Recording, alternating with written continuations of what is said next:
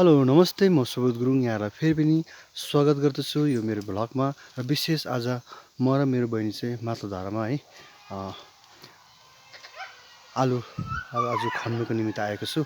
माथिल्लो धारामा पनि मेरो बारी छ, त्यहाँ पनि अलिकति भए पनि आलु रोपेको छु र खन्न आएको छु। र आलु फल्यो कि फलेन यसो तपाईँहरू पनि देखाउनेछु। र साथैमा यहाँ देखिरहनु भएको छ मेरो बहिनीले मटर टिप्नु हुँदैछ है, देखिरहनु भएको छ। प्रत्यक्ष रूपमा उहाँले तपाईँलाई मटर टिप्नुहुँदैछ। उहाँ चाहिँ मेरो बहिनी हुनुहुन्छ। र अब चाहिँ म तपाईँको आलु निकाल्ने क्रममा जाँदैछु है।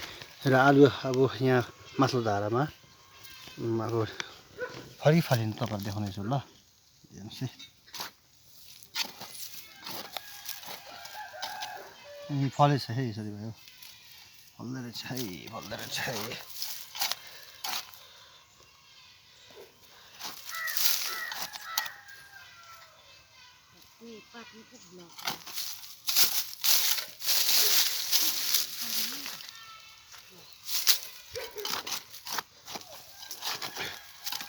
हेर्नुहोस् त माथिल्लो बारीको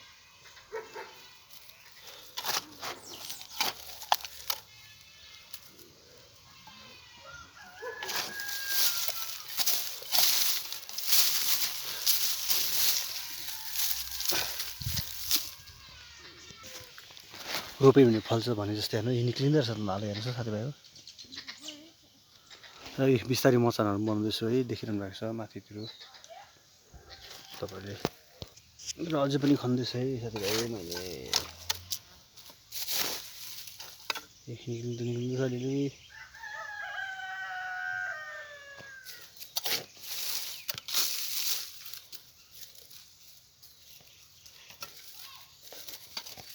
अलिअलि खानु रोपेको नि त।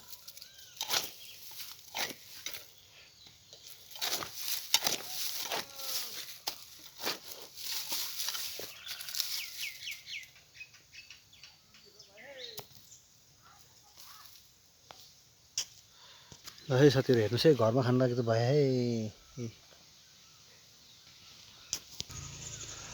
बारीमा सब्जी फलाउनु लागि है, घरमा मल मात्र भएर हुँदैन। सबैभन्दा ठुलो चाहिँ तपाईँको जाँगर हो। जाँगर छ भने सब्जी बारीमा फल्छ। जाँगर छैन भने तपाईँको घरमा जति नै गाई बाख्रा पाल्नुहोस्, जति नै मल थुपार्नुहोस्, तर तपाईँमा रोप्नुपर्ने एउटा जाँगर, एउटा जोस छैन भने बारीमा केही पनि हुँदैन। र उदाहरणको रूपमा तपाईँहरूलाई मैले अघि देखाइहालेँ है, बारीमा आलु खन्दै गरेको। र अब फेरि म तपाईँको मैले हातले रोपेको मेरो बारीकै अब मटर पनि हेर्नुहोस् न। अन्त यहाँ तपाईँहरूलाई म देखाउनेछु मजाले, हात टिप्दै टिप्छु मटर। हेर्नुहोस् है, मटर यो हेर्नुहोस्, मटर आफ्नै बारीमा मटर अन्त मजाले फल्छ त। यो हेर्नु म तपाईँहरू देखाउँछु मटर हो, देखिरहनु भएको छ मटर। हेर्दै आफ्नै ठाउँमा यसरी फल्छ भनेदेखिलाई हामी मान्छेहरू कस्तो छौँ, नाथे पालङ्गी धरी बजारमा किन्छ हाम्रो मान्छेहरूले। अब के भन्नु, अचम्म लाग्छ। म आफ्नै बारीमा हुन्छ यो हेर्नु त, अब एकदम फ्रेस अरिजिनल देखिरहनु भएको छ। अब यसलाई म तपाईँको बोरामा हाल्छु।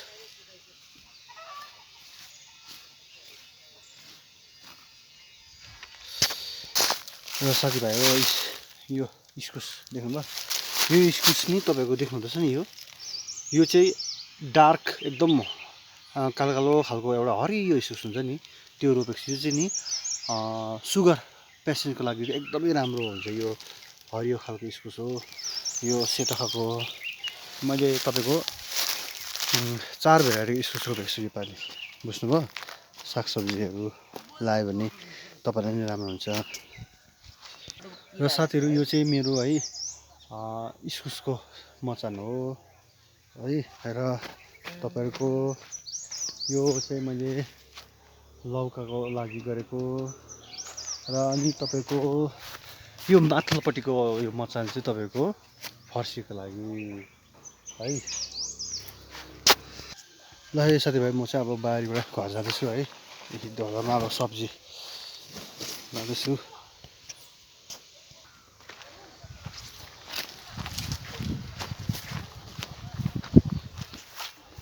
ल म चाहिँ अब घर आइपुगेँ है साथीभाइ हो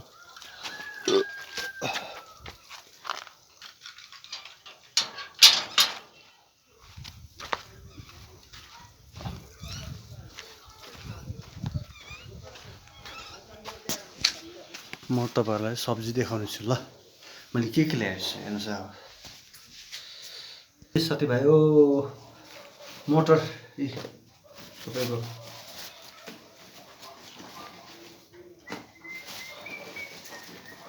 यो मटर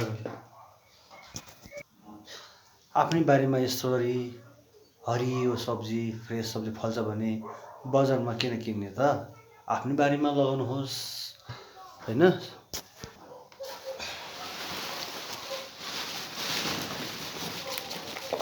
हेर्नुहोस् यो तपाईँको आलु यो माथिल्लो बारीको अब ज्यादा त रोपेको थिएँ तर पनि अब घरमा खानु हुने चाहिँ रोपेको थिएँ तर पनि हेर्नु त लु कति राम्रो र तपाईँहरूलाई यो भ्लग मार्फत यही नै भन्ने गर्छु बारी छ भने रोपी खानु राम्रो हो आफ्नो स्वास्थ्यको लागि पनि राम्रो हो है बारीलाई सकेसम्म मोलजल गरेर खनखान पारेर अर्ग्यानिक सब्जीहरू लगाएर है आफ्नो स्वास्थ्य पनि रहनुहोस् अनि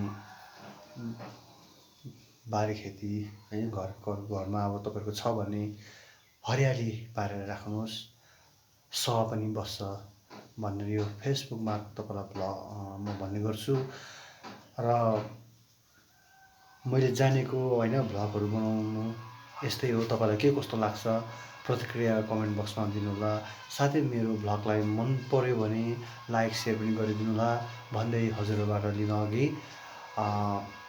तपाईँलाई यही नै म शुभ सन्देश दिन चाहन्छु आउँदो दिनहरूमा तपाईँहरूले पनि होइन आफ्नो घरमा यसरी लगाएर हेर्न पाऊँ र अर्को नेक्स्ट भिडियोमा यसरी नै म नयाँ भ्लगको साथमा उपस्थित हुनेछु आजलाई मलाई बिदा दिनुहोस् धन्यवाद।